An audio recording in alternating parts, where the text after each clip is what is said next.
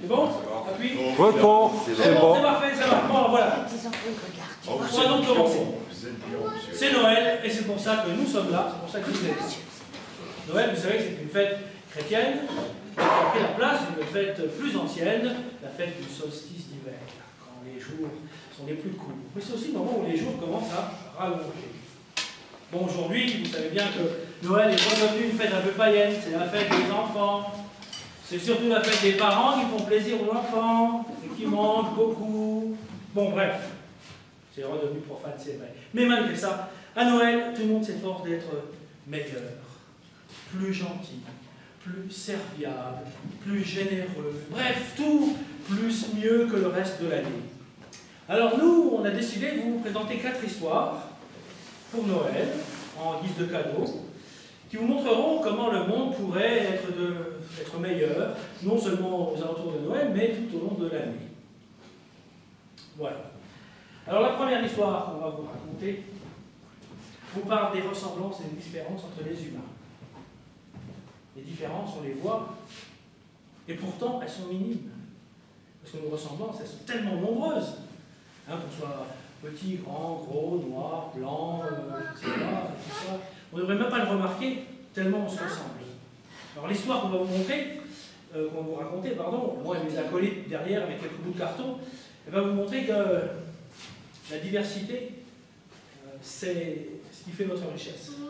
Et en même temps, vous allez donc prendre une leçon d'humanité. C'est très ambitieux, bien sûr. Voici donc la première histoire qui s'appelle l'étoile de mer.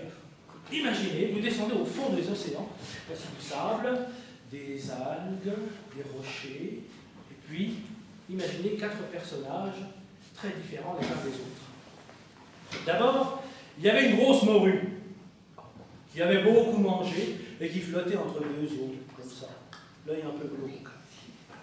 Et puis, il y avait aussi un vieux homard qui venait de changer de peau, de carapace, et qui était toute molle, sa carapace. Alors il s'était mis dans le creux d'un rocher, un peu prudent, vous voyez. Et puis il y avait une étoile de mer, avec ses 5 bras, elle tenait une huître, et elle était en train de la dévorer. Après lui avoir inoculé une sorte de poison qu'elle possède en elle, pour la faire rester tranquille. Et puis, il y avait un ver de sable, ou plutôt, devrais-je dire, un morceau de ver de sable, parce que le pauvre, il avait perdu sa queue. Et oui. Et ils étaient là, tous les 4 au fond, ils s'étaient rencontrés. Et voilà qu'une ombre se met à planer au-dessus d'eux. Oh, c'est un énorme marsouin. Vous voyez, le marsouin, comme un dauphin qui arrive. Alors aussitôt, la morue fait un saut de côté pour lui échapper. Aussitôt, le homard, il rentre dans son trou. Et toutes les antennes qui dépassent. Aussitôt, l'étoile de mer, sans compte, oublie de manger son huître. Et enfin, le ver, lui, comme il n'a pas de queue et qu'il ne voit pas ce qui se passe, il sent bien quelques vibrations. Mais il ne sait pas de quoi il s'agit. Laissons parler les animaux. Oh là! C'est quoi ce poisson-là? Je ne suis pas un poisson. Eh bien, pourtant vous ressemblez fort à un poisson. Eh bien, cela, ça me contrarie beaucoup parce qu'en fait, je suis un mammifère. Quoi? Oui, un mammifère, c'est l'espèce supérieure des animaux. Rien que ça. Oui, nous devons remonter à la surface pour respirer de l'air. Pas comme vous, les poissons et autres vermines des profondeurs. Eh bien, tu es bien à plaindre. Pourquoi?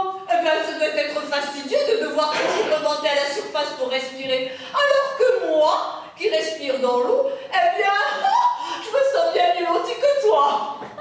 Tu ne comprends rien à l'espèce supérieure. D'ailleurs, je ne sais pas ce que je fais à rester avec toi, à rester avec cette espèce inférieure. Et d'un coup de nageoire, le marsouin s'en alla.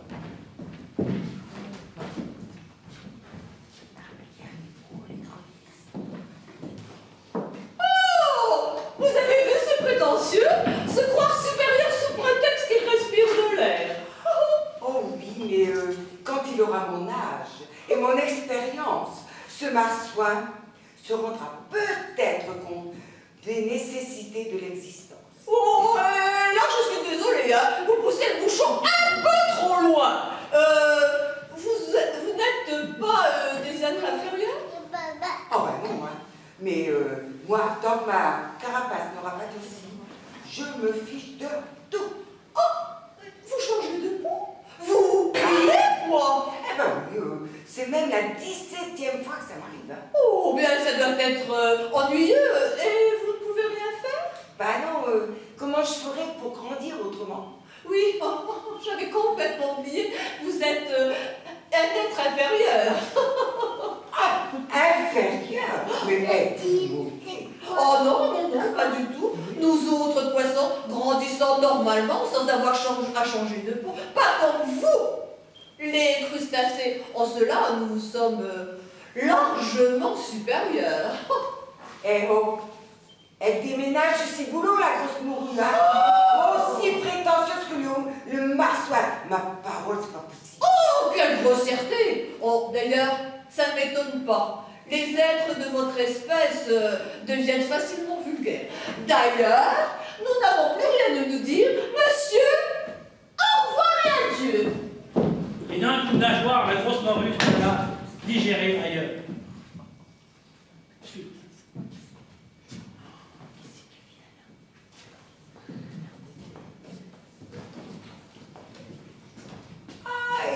Non mais, t'as vu ça? Quelle pétasse! Ah oui, je suis d'accord avec toi. C'est une vraie pétasse. Et toi, mon vieux, comment ça va? Oh, pas fort. Ah bon? Bah oui, j'ai perdu mon derrière. Comment ça? Comment tu peux vivre sans ton derrière? Bah je me débrouille, hein. Mais j'aimerais bien le retrouver. Je me le ressoudrais. Comment ça, c'est possible? Bah oui. On aurait Je une peux aussi me laisser pousser un œuf, hein. Mais ça prendrait beaucoup trop de temps. Alors je préférerais trouver l'ancien. Ça, c'est pas possible de... Non, c'est pas possible, ça. Bah si. Non. Et je peux même en trouver un autre, hein. Comment ça, un autre? Ah oui, nous les vers de sable, nous sommes nombreux et nous sommes de pauvres gens. Et il arrive souvent qu'on se fasse couper en deux. Alors il y a toujours un bout de verre qui traîne par-ci, par-là. Hein? Alors le derrière que j'avais, bah, c'était pas mon vrai, hein? C'était pas celui de ma naissance. Parce que celui-là, eh ben, il y avait quelque chose qui l'avait coupé en deux, j'avais pas vu. Oh là là, quelle vie misérable! Bah, je te plains énormément, hein. Bon, bah, je te remercie, hein. Je voulais te dire que j'avais beaucoup apprécié la façon dont tu as mouché cette morue quand tu lui as dit que nous étions tous égaux devant les nécessités de l'existence. C'était vraiment très beau. Ça m'a beaucoup touchée. Oui, bon, d'accord, mais faut pas prendre tout au pied de la lettre, hein, parce que t'imaginais, par exemple, que toi et moi soyons sur le même plan, hein. Oh bon? Écoute, regarde, toi, tu es là, comme un vulgaire morceau de ficelle, là, tout tortillé, à la recherche de ton derrière, tandis que moi, je suis un homard distingué, avec des pinces, des yeux à ressort, des antennes, 14 pieds, une queue en éventail et une carapace, et plein d'autres choses merveilleuses encore. Eh bien, moi, je trouve pas que ce soit un désavantage hein, de pouvoir se greffer n'importe quel derrière. Au contraire. Dis, arrête, hein. Tu commences à me casser les pieds. Allez, va-t'en. Et le père s'en va à la recherche de son derrière. Suite. Il a raison, ce verre. Non, mais tu peux pas te mêler de tes affaires, non. On t'a pas demandé ton avis. Eh ben, je te le donne quand même. Eh ben, moi, je vais te donner le mien et tu vas le sentir passer, hein. Ouh là là là là. Et le homard se jeta sur l'étoile de mer, et d'un coup de pince, crac, il lui coupa un bras. S'écria l'étoile de mer en perdant son bras. Oui, oui, oui, oui, oui, oui, oui, oui. S'écria le homard en se rendant compte que sa pince était tout endolorie. Alors les deux combattants décidèrent de se séparer. Bien sûr, ça valait mieux. Et il ne resta plus que un bras d'étoile de mer et un demi-verre de sable.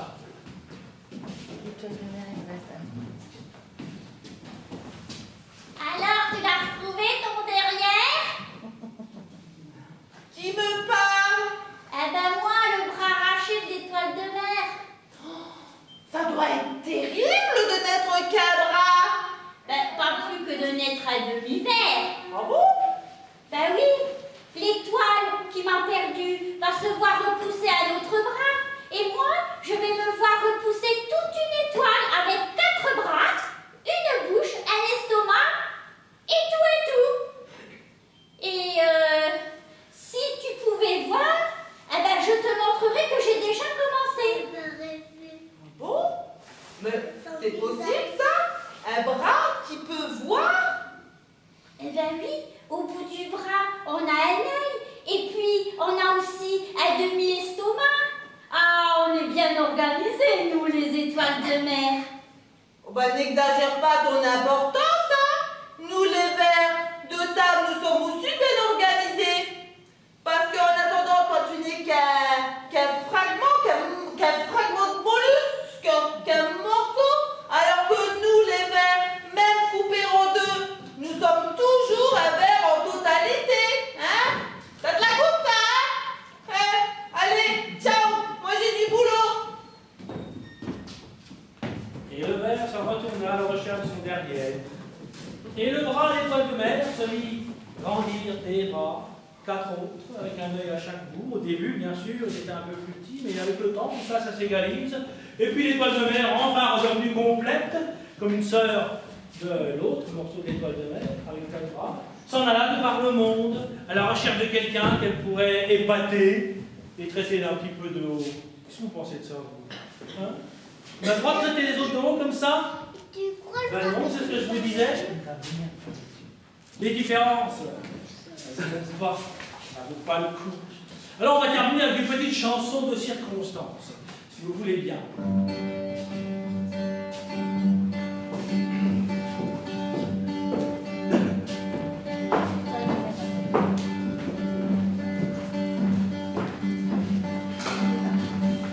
Si l'on ne voit pas pleurer les poissons qui sont dans l'eau profonde, c'est que jamais quand ils sont polissons, leur maman ne les gronde.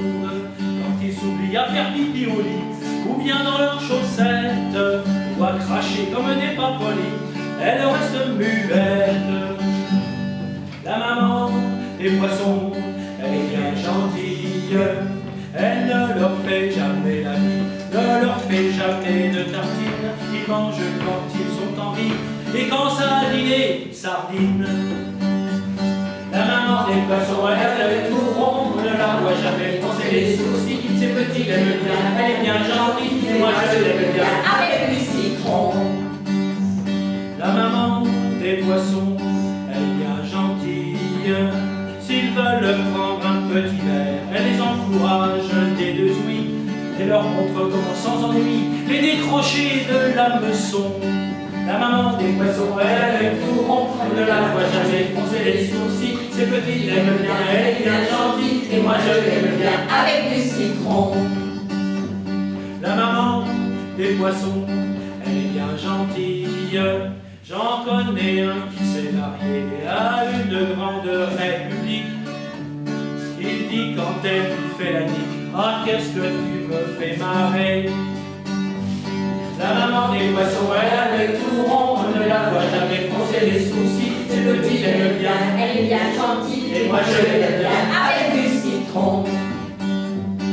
Si l'on ne voit pas pleurer les poissons qui sont dans l'eau profonde, c'est que jamais quand ils sont polissons, leur maman ne les gronde. Quand ils s'oublient à faire pipi au lit, ou bien dans leurs chaussettes, ou à cracher comme des pavolis, elles restent muettes. La maman des poissons, elle est bien gentille.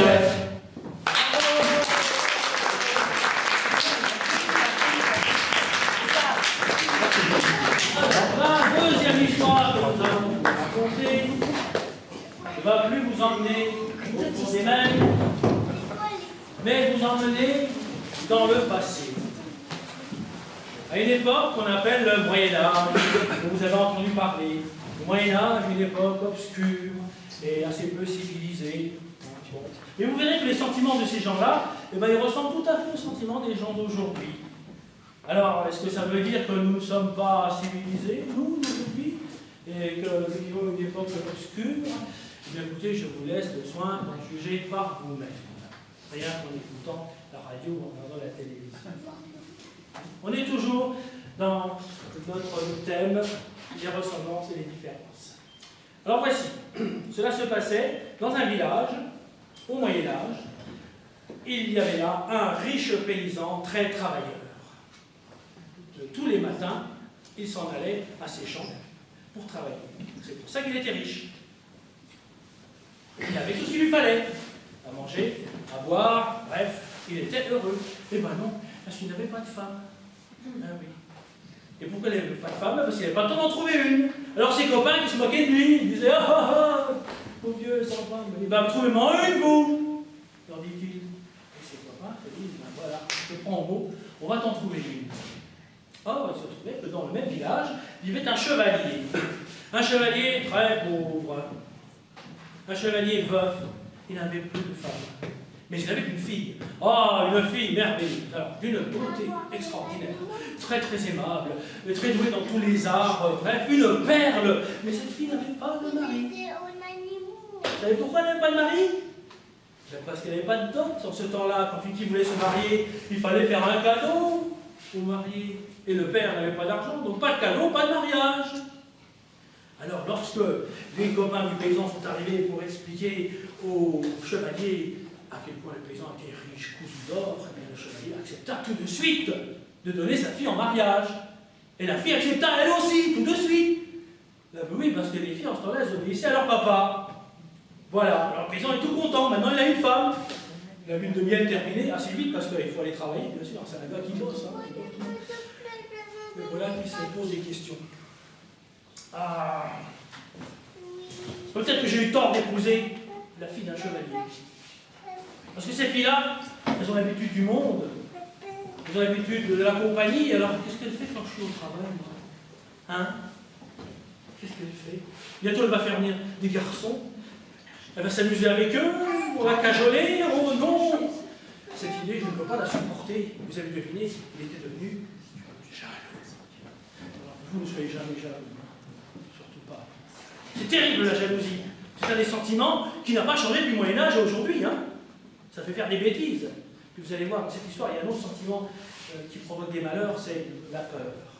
Bref, donc, il était jaloux. Et qu'est-ce qui peut naître dans l'esprit d'un homme jaloux? Écoutez bien. Pardon?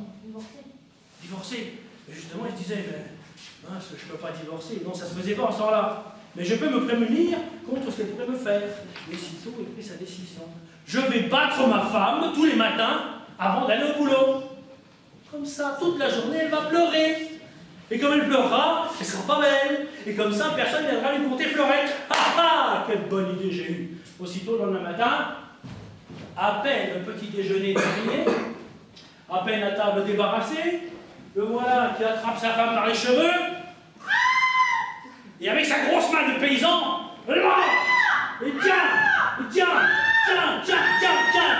encore il la frappe, jusqu'à ce qu'il se mette à pleurer. Ensuite, l'affreux bonhomme se fonce à ses champs pour aller travailler.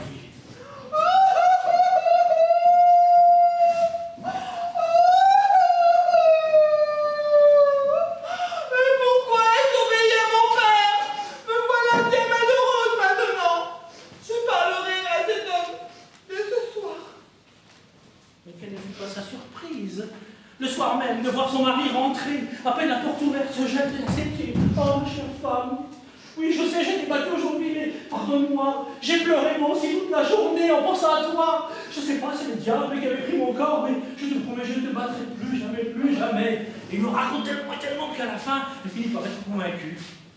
Elle lui prépare un bon repas, et ils s'en vont tous les deux se coucher en paix. Mais le lendemain matin, il se lève, il va falloir qu'il aille au champ. C'est le même tintamarre. Bouchez-vous les oreilles, hein. Là. Tiens, jusqu'à ce qu'elle pleure toutes les larmes de son corps, puis l'affreux bonhomme fonce à son boulot, laissant sa femme seule à la maison. Cet homme ne sait pas ce que c'est d'être battu. Sinon, il ne me battrait pas. Je me vengerai à la première occasion. Dès que je peux, je parlerai à cet homme dès ce soir. Or, il se trouve que, ce jour-là, 2 messagers du roi passaient par là. Ils s'approchèrent de la femme et lui demandèrent s'il pouvait se restaurer. Voici du pain, du vin, du fromage. Pendant que vous vous restaurez, mes beaux seigneurs, dites-moi, que faites-vous dans ces parages? Nous sommes envoyés par le roi afin de guérir la médecine en Angleterre. En Angleterre? Mais pourquoi si loin?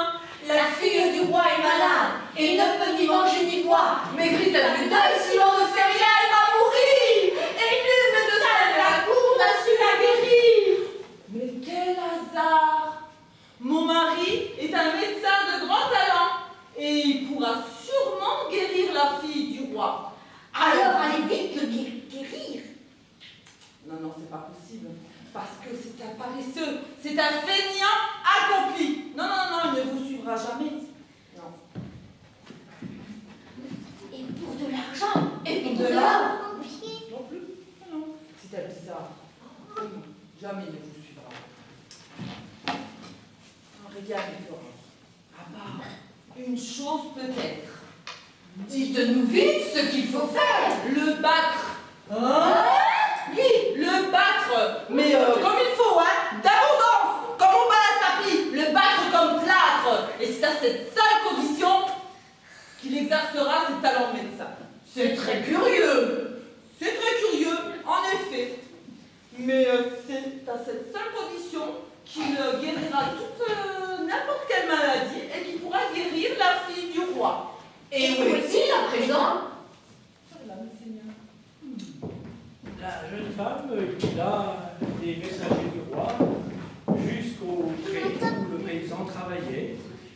Comme c'était midi, celui-ci était assis sous un arbre pour déjeuner, ayant attaché son cheval à un piquet.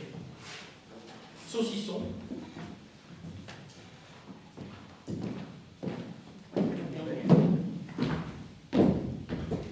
Salut. Suis-nous, le roi a besoin de toi.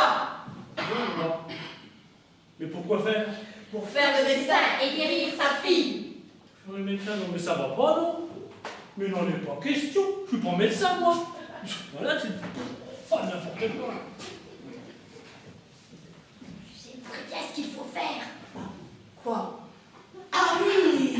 Eh bien, puisqu'il faut en passer par là. C'est pas la peine, je ne pourrais pas, hein. Ah. Oh, bah non, hein. Ah! Mais quoi? Aïe! Aouh! Oh là, mais... Va où je suis? Espèce de bourrique. Mais non, mais je suis pas médecin, voyons! Hein? Aouh! Aïe! Oh! Ah!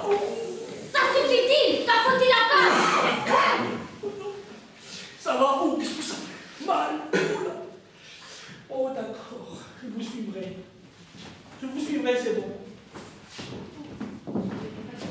Et il fut obligé de suivre les deux messagers du roi jusqu'au palais du roi. Ah, vous m'avez trouvé un médecin. Oui, votre majesté, c'est même un grand médecin. Maître, Oui. combien veux-tu pour guérir ma fille? Mais non, mais je ne veux rien. Je ne suis pas médecin. J'écoute rien. Mais qu'est-ce que c'est que cette histoire? On se moque du roi? Si, votre majesté, c'est un très grand médecin. Oui, mais c'est aussi un très grand paresseux. Qui répugne à exercer son art.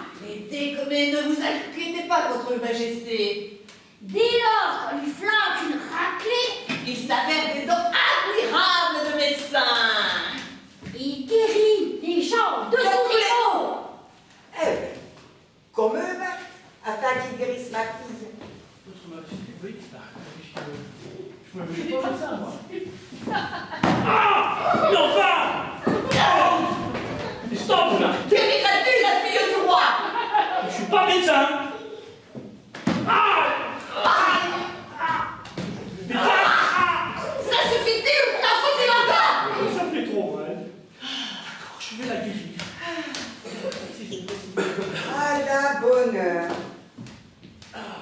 Mais tâche de réussir, parce que sinon, tu finiras ta vie sur une galère. Oh. Alors on amena la fille du roi. On la déposa là sur un brancard. La pauvre toute maigrelette, le teint terne, l'œil vitreux. Elle respirait à peine, la pauvre. On voyait bien qu'elle était malade, hein. Et puis, qu'est-ce que je vais faire pour voir? Il dit, oh, vous mieux éloigner les témoins d'abord. Bon, que tout le monde quitte la salle, je ne peux pas travailler quand vous êtes là. Je vais à réfléchir, mais pas d'idée, rien ne venait. Oh. La pauvre princesse grelottait, alors il demanda qu'on allume un grand feu dans la pièce, on allume un grand feu dans la pièce. Il commença à faire chaud, il avait chaud, il transpirait à grosses gouttes, mais il ne trouvait pas l'idée, alors en désespoir de cause, il alla s'asseoir à côté de la princesse et raconter son malheur. Oh princesse, on m'envoie ici pour vous guérir, mais moi je ne suis pas médecin, je ne peux rien faire. Ça a commencé ce matin. Je venais battre ma femme comme tous les matins. Après, je suis allé au travail. Voilà qu'à midi, il y a les messagers de votre père qui viennent me chercher. Ils me demandent de faire le médecin. Et comme je ne veux pas les suivre, tant qu'ils me tapent dessus. Après, je viens ici, votre père il me tape dessus aussi. Oh non, il y en a marre. Je comprends rien à cette histoire, moi. Oh, qu'est-ce que je regrette d'avoir battu ma femme. Et la princesse, qui n'était pas sotte, des princesses. En écoutant cette histoire, elle commence à comprendre. Elle a compris que c'est la vengeance de la femme battue. Alors elle se met à sourire. Puis son sourire devient du rire. Puis elle rit. Mais elle rit, à gorge déployée tellement fort que... La grosse arête qui était coincée dans sa gorge, elle sautait pas. Elle est tombée par terre. Et la princesse est guérie. Ben voilà. Je suis guérie. J'ai faim et j'ai soif. Dites-moi où est-ce qu'elle est la cuisine? C'est là-bas la cuisine. Des frites. Un hamburger, un boucasse. Oh, Ouais, travaille. Tu es un excellent médecin. Bon. Je te garde près de moi. Oh, bon. Votre Majesté, non mais je voudrais rentrer chez moi parce que là-bas il y a mon travail et il y a ma femme qui m'attend. Quoi? Tu ne veux pas être le médecin de moi? Non mais je ne suis pas médecin. Oh, enfin quand même, comment il faut dire à la fin? Comment Mais ça? alors Qu'est-ce qu'il faut en passer par là? Oh. Aïe. Ça suffit, t'en faut-il encore? Bon. C'est bon, je reste. Oh, ça fait trop mal. Ah, la bonne heure. Tu vois tous ces gens-là, dans ma cour, tous ces malades, ils attendent que mes médecins, ces ânes, non, je parle pas pour toi, mais les guérissent de toutes leurs maladies. Ils sont malades. Tous là, tous, ils sont tous malades. Que je dois les guérir? Oui, parce que tu es un grand médecin et que j'ai confiance en toi. Mais non, mais je ne peux pas les guérir. Mais si. Mais non, je ne peux pas les guérir. Comme Non, c'est bon. Je vais les guérir, c'est bon.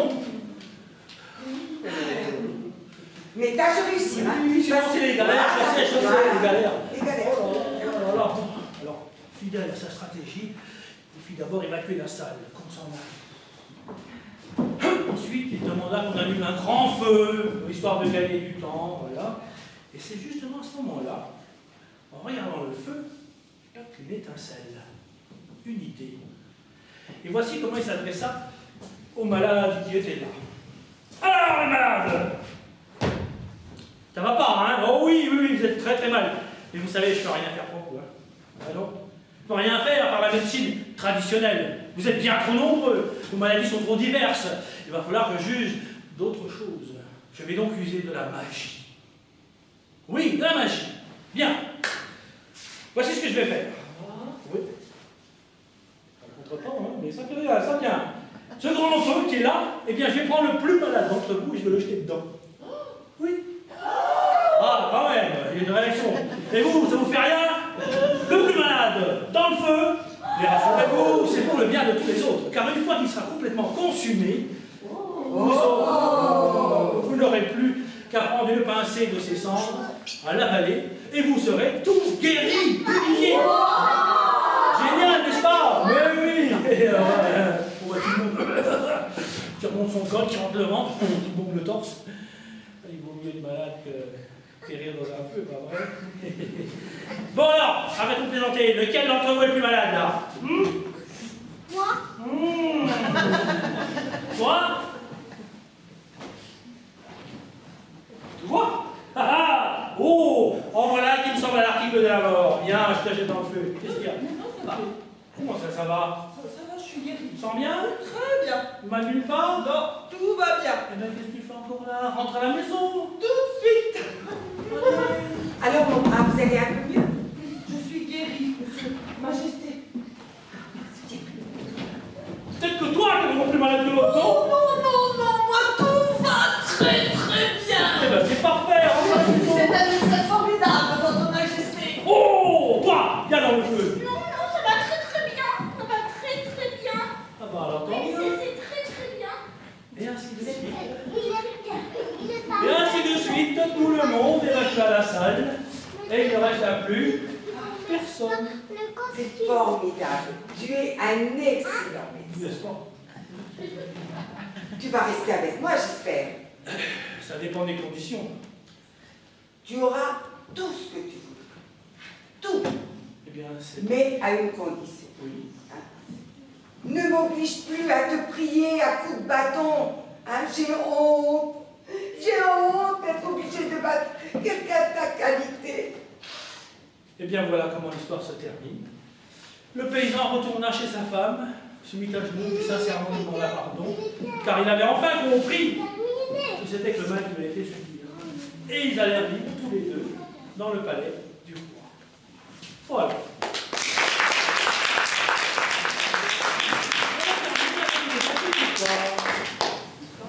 Bonjour Maya. Bonjour Maya. Une petite histoire, une petite chanson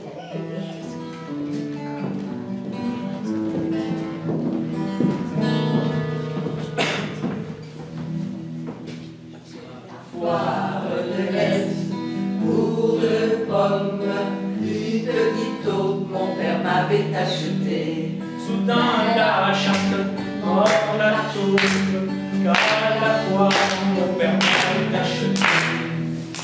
Foire De l'Est pour de pommes, une petite taupe, mon père m'avait acheté. soudain la chatte, hors la chatte qui mange la tour, car à la fois mon père m'avait acheté. Foire de l'Est pour de pommes, une petite taupe, mon père m'avait acheté. Soudain la trique frappe la chienne qui mordait la chatte, qui mangeait la taupe, car à la fois mon père m'avait acheté. Foire de l'Est pour de pommes, une petite taupe, mon père m'avait acheté. Soudain la flamme rouge la trique qui frappait la chienne, qui mordait la chatte, qui mangeait la taupe, car à la fois mon père m'avait acheté. Foire de l'Est pour de pommes, une petite taupe, mon père m'avait acheté.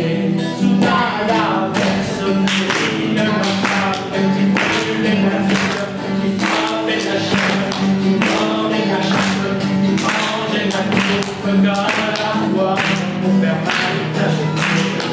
Foire de l'Est pour de pommes, une petite taupe, mon père m'avait acheté.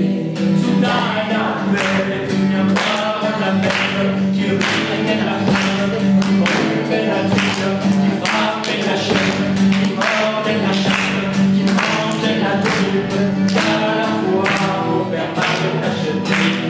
Foire de l'Est pour de pommes, une petite taupe, mon père m'avait acheté.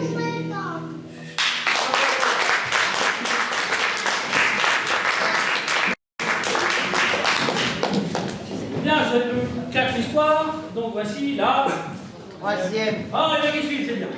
La troisième histoire, nous allons vous emmener dans un pays, ou plutôt sur un continent, plein de couleurs, lui aussi, qui s'appelle l'Afrique. Vous allez voir, en Afrique, comme ici, les sentiments des gens sont encore les mêmes. Les petits-enfants font les mêmes bêtises en Afrique qu'ici, et les parents se font les mêmes soucis pour leurs petits-enfants. Oui, parce que les jeunes, ils croient toujours que les vieux, ça raconte n'importe quoi, ça connaît rien à la vie, et ils ne les écoutent pas. Alors vous, prenez cette leçon, et vous allez voir, ça va vous éviter bien des ennuis. Bien, cette histoire se passe dans un village, comme il y en a partout en Afrique, un village avec des palmiers, avec des cases,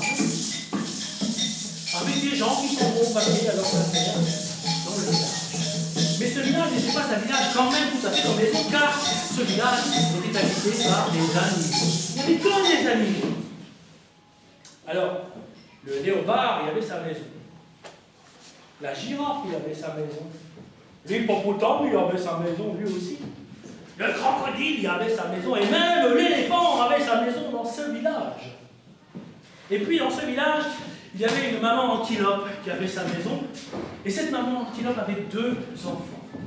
Et tous les soirs, cette maman antilope disait à ses enfants: Vous voyez la forêt qui est là-bas? Oui, oui. Il ne faut jamais, jamais y aller.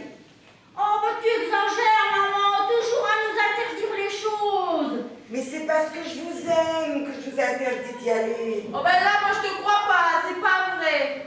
Mais si, parce que dans cette forêt, il y a le lion qui se promène, le serpent qui se promène, le léopard qui se promène, l'éléphant qui se promène, et même le crocodile qui s'y promène. Alors si vous y allez, et que vous rencontrez le lion, eh ben il risque de vous manger. Bon, d'accord, maman, alors on n'ira pas dans le bois. Mais un jour, la maman fut obligée d'aller au marché dans un autre village. Alors, elle dit au revoir à ses petits. Et elle les laissa là. Le grand s'assit aussitôt devant la case et commença à écosser des petits pois pour aider sa maman aux travaux du ménage. Mais le petit regarde devant lui, regarde derrière lui, il regarde à gauche, il regarde à droite, et il n'y a personne. Nulle part. Ce jour-là, il faisait beau. Alors il dit à son frère: Dis, grand frère. Quoi? Ben si on allait dans le bois. Quoi? Si on allait dans le bois? Oh non, maman nous a dit de ne pas y aller. Mais tu es devenu vraiment impayable, toi, toujours à obéir à maman. Mais qu'est-ce qui te prend? Ben si maman nous a dit de ne pas y aller, c'est parce qu'elle nous aime bien. Alors moi je l'écoute et je n'irai pas. Ben moi j'ai envie d'y aller. Eh ben vas-y, moi je reste ici. À tes risques et périls. Et voilà, comme je l'ai dit, il faisait beau. Alors le petit, comme personne n'était là, s'en alla dans la forêt. Dans la forêt, il y avait des fleurs, il y avait des bouquets, il y avait aussi des oiseaux qui chantaient, il y avait des papillons, il courait derrière les papillons. Et pendant ce temps-là, la maman revint à la maison. Et elle, qui avait laissé 2 enfants à la maison, n'en retrouva plus qu'un seul. Où est ton frère? Je ne sais pas. Tu es l'aîné. Je t'avais demandé de le surveiller. Où est-il? Ben écoute maman, déjà à toi il n'obéit jamais, alors comment veux-tu qu'il obéisse à moi? Je lui ai dit de ne pas partir et il est parti quand même. Moi j'en peux rien, c'est pas de ma faute. Ah oui, et où il est allé? Ben, je sais pas, je pense qu'il est allé dans la forêt. Alors la pauvre maman a un sombre pressentiment. Elle se dit: son enfant est dans la forêt, il faut que j'aille le chercher. Et elle va dans la forêt, elle regarde devant elle et ne voit pas son enfant. Elle regarde derrière elle, il n'y a pas son enfant. Ni à sa droite, pas d'enfant, ni à gauche, pas d'enfant. Alors elle se dit: mon enfant a été mangé par le lion? Non, peut-être pas. Peut-être que j'ai encore une chance. Alors elle se dit: je vais lui chanter la chanson qu'il aimait quand il était petit. Alors elle s'en alla, elle grimpa sur une colline qui est au milieu de la forêt. Elle se mit à chanter en se disant: quand il m'entendra, ben mon enfant reviendra vers moi. Yefenge nandikale, yefenge nandikale, yefenge nandikale, yefenge nandikale. Et tandis que la maman chantait, l'enfant était dans la forêt. Et il faisait des bouquets de fleurs. Et il courait derrière les papillons. Et il écoutait les oiseaux qui chantaient. Et puis il entend sa maman. Il regarde devant lui, il ne voit pas de lion. Il regarde derrière lui, il ne voit pas de lion non plus. À gauche, pas de lion, à droite, pas de lion. Alors qu'est-ce qu'il se dit? Oh, maman toujours à m'interdire, à vouloir que j'aille dans le bois. Mais il n'y a pas de lion dans le bois. Eh ben moi, je vais pas entendre, je vais pas l'entendre. Et je vais pas l'obéir. La pauvre maman a beau chanter de tout son cœur, lui il est là, il continue de jouer, à courir, et ainsi de suite.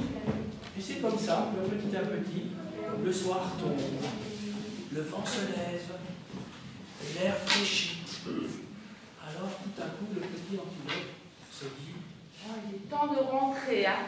oh oui, il est l'heure de rentrer. Seulement, il a à peine fait 2 pas que voilà que surgit d'un buisson le lion. Oh, pitié! Pas de pitié! Je me doute que tu as dû désobéir à ta maman puisque tu es venu jouer ici dans mon domaine. Pitié! Pas de pitié! Pas de pitié! Et vous voyez ce qu'il arrive, le lion de sa grosse patte de lion, PAM sur la tête de l'enfant. Et le pauvre enfant tombe évanoui par terre. Et vous pensez qu'il va le manger là dans la forêt? Mais non. Parce que ce lion, il a sa maison dans le village. Ce n'est pas un sauvage. Alors il va prendre l'enfant et le met dans un sac pour le rapporter chez lui, pour le manger plus tard. Je vais bien me régaler à la maison. Seulement, ce que le lion ne savait pas, c'est qu'un petit animal, malin, un peu distrait, et surtout magicien, avait tout vu. C'était le lièvre. Ah, je t'ai vu, hein? Et alors? Ah bah c'est pas sérieux ce que tu fais là. Quoi, pas sérieux?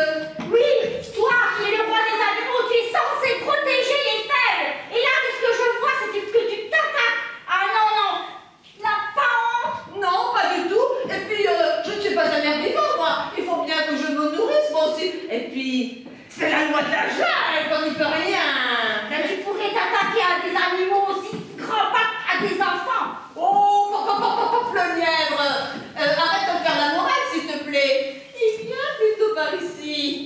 Tu vas m'aider. Qu'est-ce que je peux faire pour toi? Eh bien, écoute, lièvre, tu vois ce sac? Eh bien, tu vas me le garder. Parce que moi, je vais aller chercher mes frères les lions, afin que je puisse manger avec eux sur la même carcasse. Ben oui, d'accord. À tout de suite.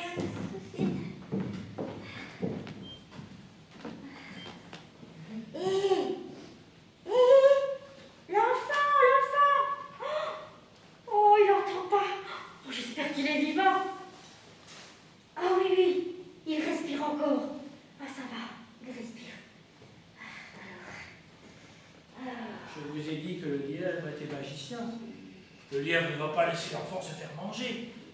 Il est bon. Alors regardez-le, il se concentre. Maintenant, il va dire une formule magique qui va faire disparaître le sac, l'enfant et lui-même.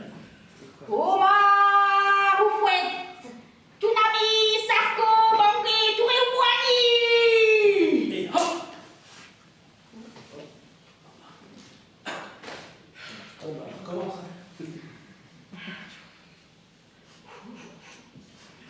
Oma, Oufouette, Tounami, Sarko, Bango, Touré, Ouani.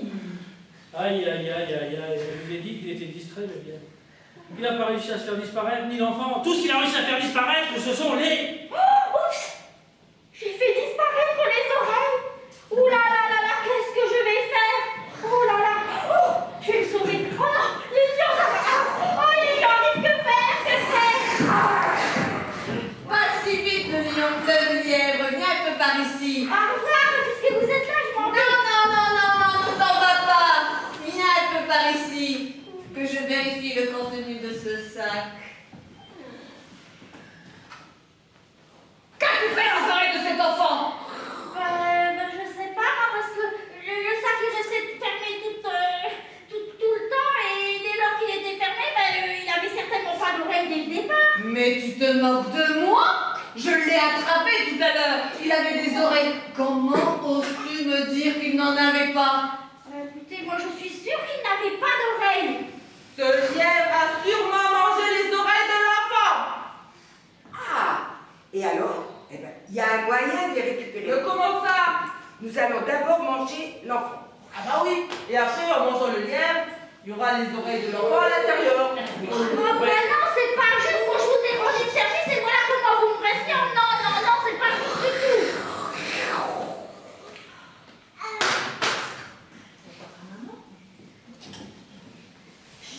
Et de toute façon, cet enfant n'avait pas d'oreilles. Mais oui, mais moi, écoute, mes frères sont affamés. Et je le suis aussi. Par ta faute, lièvre. Je vais être obligée de te manger toi. Qu'est-ce qui se passe ici? Parce que normalement, ils se sont disputés avant. Sauf qu'ils ont oublié leur texte. Qu'est-ce qui se passe ici? Un gros éléphant dormait dans un coin. Et à la fin, on discutait à propos des oreilles. L'éléphant vient voir ce qui se passe. Alors quoi? On peut plus dormir tranquille ici? Mais il avait des oreilles? Hein? Il n'avait pas d'oreilles. Il avait des oreilles. Bon, stop maintenant.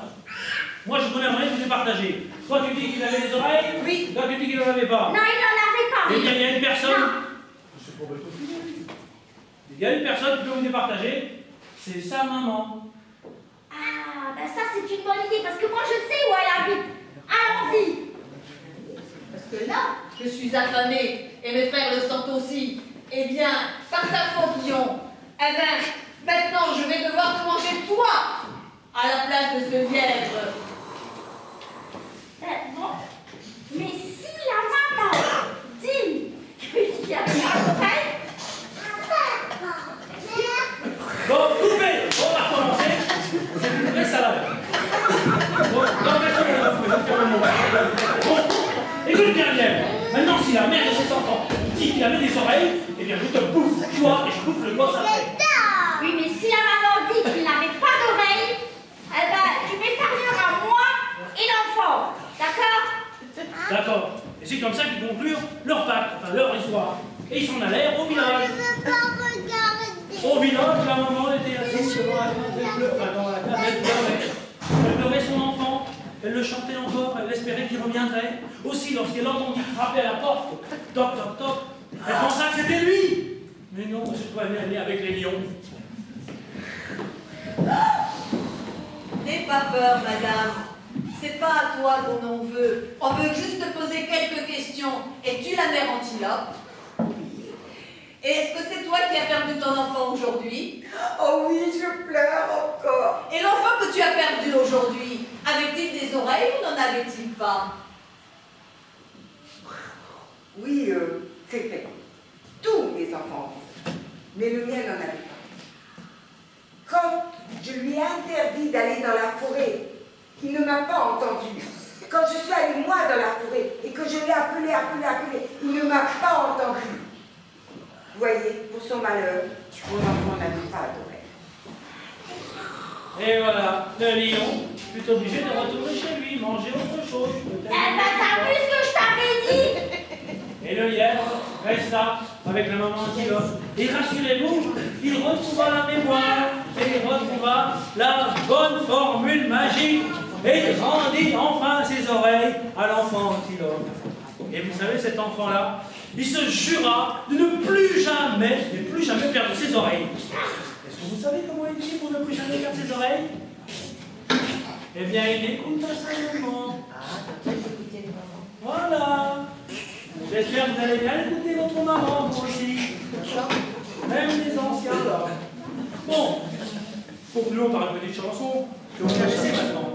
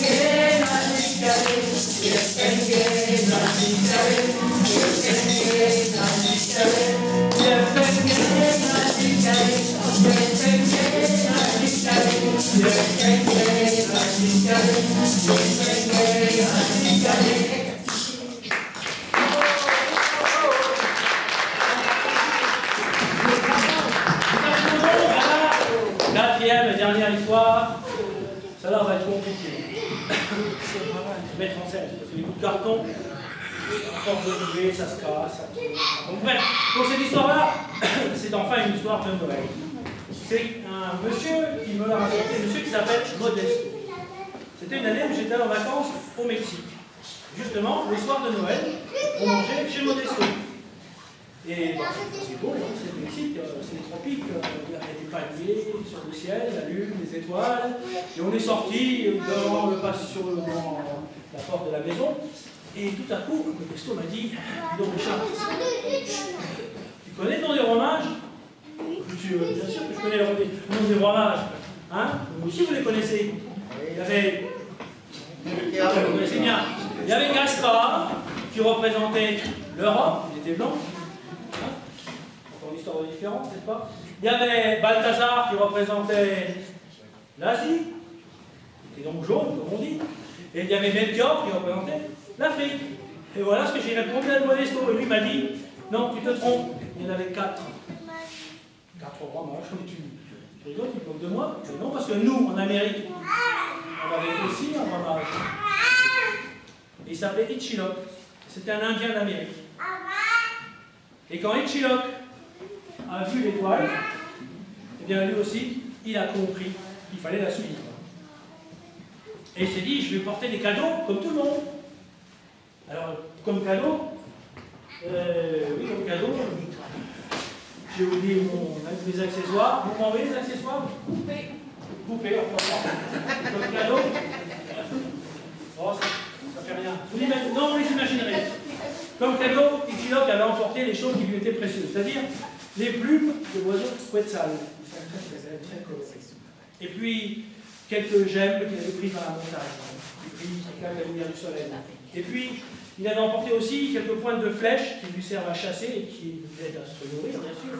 Il avait emporté aussi tous les fruits que produit le Mexique. Et enfin, il avait emporté une pomme de pin. Parce que la pomme de pin lui rappellerait son pays. Et Ichilok décide de se mettre en route. Et le voilà parti. Seulement, il vit dans la forêt. Alors, dans la forêt, de temps en temps, il voit l'étoile, de temps en temps, elle disparaît derrière les arbres. Et le résultat, c'est qu'au bout d'un moment, il se dit, c'est pas possible, j'ai tourné en rond. Je ne sortirai jamais de la forêt, j'y arriverai jamais. Et il s'assoit dans une clairière, il se met à se lamenter. C'est alors qu'apparaît Akaka, le perroquet. Pourquoi te lamentes-tu? Eh bien, je dois suivre cette étoile, là, mais je ne la vois qu'une fois, 15 jours sur 2, alors j'y arriverai jamais. Eh bien, tu n'as qu'à monter sur mon dos, je volerai au-dessus des arbres et tu la verras, ton étoile. C'est vrai, alors allons-y tout de suite. Oh, pas si vite. En échange, je veux bien que tu me donnes ces belles plumes que je vois là passer de ton sac. Bon, Ichilok s'est dit, oui, allez, je lui donne les plumes, il vaut mieux me séparer des plumes plutôt que de ne jamais arriver à Bethléem.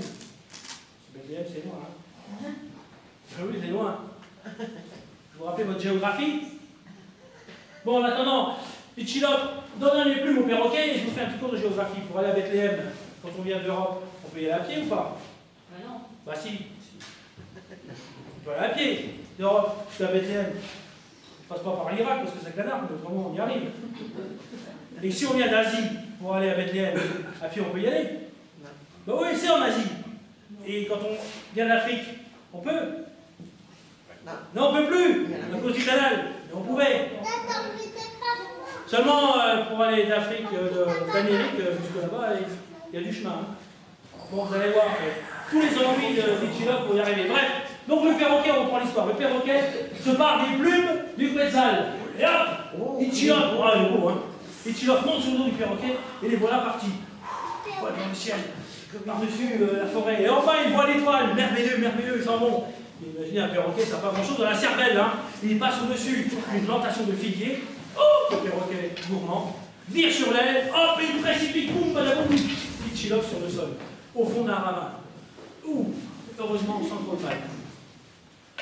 Bon, cette fois, courageusement, Ichilok se remet en route à travers les montagnes. Mais c'est pareil, dans les montagnes, il y a des hautes cimes. Donc, de temps en temps, il voit l'étoile, de temps en temps, elle disparaît de nouveau. Mais ça fait rien, il avance. C'est pendant des semaines et des semaines, il essaie de la suivre malgré tout pour traverser les montagnes. Lorsque tout à coup, en sortant d'une ravine, voilà, apparaît devant lui, Rouk, le puma. Oh, le puma. Heureusement, le puma venait juste de déjeuner. Donc, il était tout disposé à écouter l'histoire d'Ichilok. Et voici ce qu'il lui dit après. Ouais. Mais ton étoile, je l'ai vue, moi. Ah oui? Le long de mes longues courses nocturnes. Elle est là-bas, de l'autre côté de la montagne.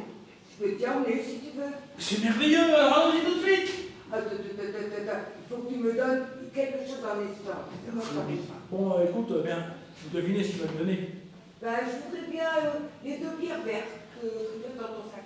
2 émeraudes qu'il donne à Spook, le puma. C'est depuis ce temps-là que les pumas ont ce regard si brillant dans la nuit, qu'ils sont capables de voir à de longues distances. Et là, Pichilok grimpe sur le dos du puma, et les voilà en pleine course qui traverse la montagne. Et le puma court très très vite, et ça dure des semaines et des semaines et des semaines, il court. Arrivé de l'autre côté de la montagne, vous avez dit le carton. Bon. De l'autre côté de la montagne, voici une gazelle, une biche qui passe devant vous. Évidemment, maintenant il a faim. Il fait un virage à 90 degrés, hop, et il précipite le pauvre Pichilok sur le sol. Heureusement, sans mal encore une fois. Quelle chance. Il est tombé. Il n'a plus qu'à continuer. Mais cette fois, au moins, il voit l'étoile. Il est de l'autre côté des montagnes. Alors il se met en route. Et bientôt, il arrive devant un immense fleuve. Un grand fleuve. Et il doit traverser, il ne sait pas comment faire. Alors il aperçoit un tronc d'arbre sur le bord du fleuve. Et il se dit, je vais m'en faire un radeau. Et puis je vais prendre un bâton. Voilà.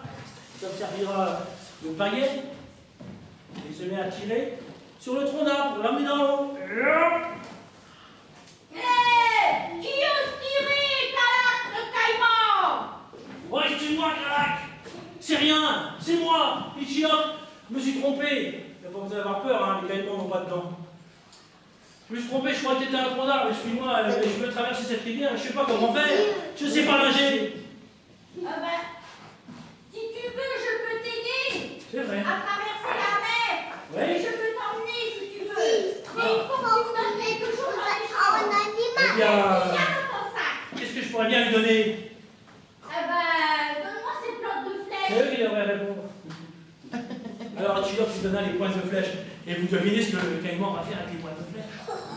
Il va se les mettre dans la bouche. C'est depuis ce temps-là que le caïman est dans le cul.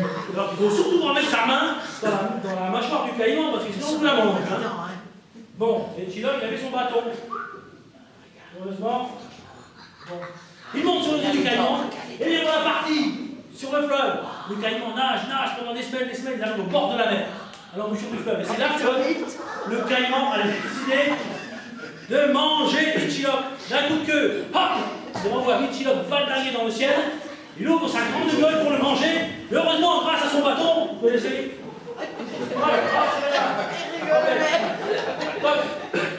Le caïman reste là, gros Jean comme de ventre. Il est obligé de ramener Pichilok sur le bord du fleuve. Un autre problème se pose. Vous avez suivi la géographie. C'est quoi le problème maintenant? Ben, il faut traverser l'océan.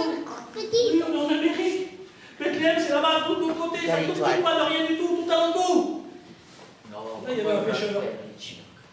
Comme la vie est bien faite. Il y a un pêcheur qui s'ennuyait. Il voulait